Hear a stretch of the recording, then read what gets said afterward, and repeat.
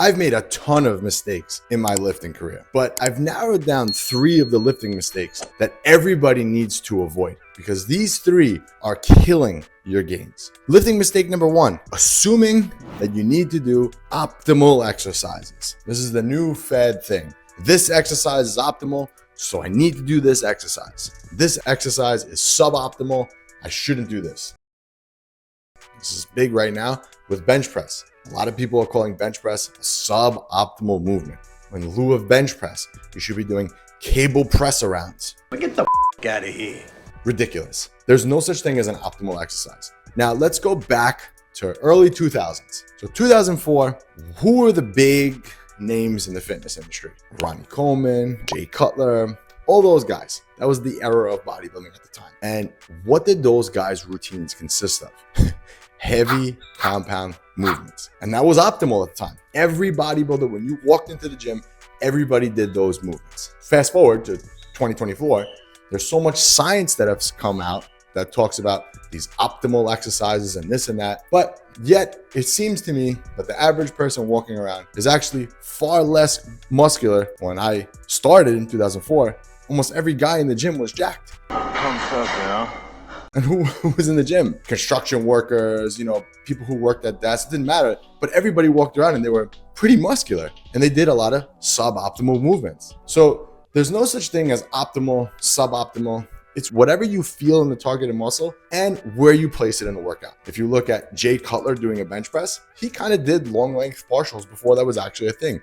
He would take the dumbbells, come all the way down, stop about halfway, come back down and do that again. So he was doing long length partials before it was optimal, but he's still doing a bench press. All of these things that come out, they all have their place. So for example, a meat and potatoes chest workout would be the barbell bench press, focusing on getting really strong in that movement, maybe an inclined dumbbell. And then once you're tired, maybe you finish with like a cable press around. So you have to figure out where these things are. So the point that I'm trying to make here is, and the mistake that most people make is, they avoid the suboptimal exercises because this scientific paper on newbie lifters said that you shouldn't do that. They're leaving so many gains on the table by doing that. Stop assuming that you need to do optimal exercises and just focus on what you feel in the targeted muscle. That goes a long way. And try to keep your routine as basic as possible. Mistake number 2, more weight equals more muscle. It was a big thing then. You gotta just pile on the weight, It's kind of like what I grew up on. You gotta slap as much weight as you can on the bar. That's what's gonna help you grow. It is and it isn't. It is in the sense that you're gonna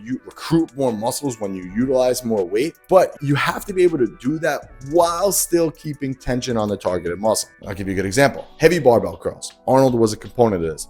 You must do heavy cheek curls. And while heavy cheek curls have their place, the problem is that after a while, you start racking on more and more weight for the barbell curl. You start cheating the weight up. What starts to happen? You start taking the tension off the biceps. And that's not good, because if you want to develop a big set of arms, you need to keep the tension on the targeted muscle. So it's not always about beating the logbook and always trying to maximize how much you can bench. Like, listen, don't get me wrong. It's cool to bench 400 pounds, but you want to look like you bench 400 pounds. So you want to kind of keep that in mind too. So there's definitely a fine balance between it. I'm not saying to avoid adding weight to the bar.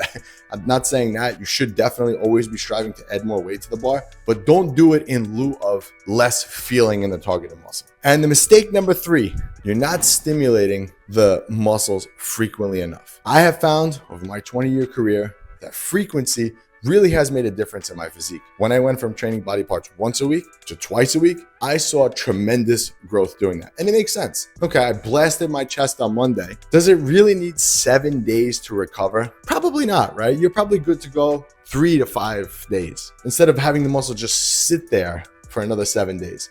And you know what I'm talking about. If you ever trained once a week, a body part, and then switched to twice a week, you know exactly what I'm talking about. Like, you have that point where you're like, okay, I feel recovered. I feel like I can get back into the gym. That's the point that you need to go back and stimulate that muscle again, because you're missing windows of opportunity for growth in that muscle. So look at your frequency. Are you training everything once a week? If so, you might want to try bumping it up to twice a week. So what you would do in that case is you cut your volume in half. So let's say on Monday you're doing chest and you're doing 10 sets of chest. Cut that in half and do 5 sets twice a week. and watch the improvement that you see. Frequency is a big thing. You want to try to hit the muscles at least twice a week. I believe, it's my personal preference, and for all the clients that I coach, that is the most optimal amount of frequency. There's that word, optimal. And again, it makes sense because one muscle doesn't need 7 days to recover. You're probably good anywhere between 3 and 5 days. So as long as you're within that range, you're good to go and you'll unlock more growth, all right? And because you made it this far into the video, you know what I got? I got a free gift for you. I have a free 6-week training program that I want to give you. No strings attached. I just want to help you build more muscle and avoid all the mistakes that I made along my 20-year journey. All right, guys? This was Anthony, and I'll catch you on the next one.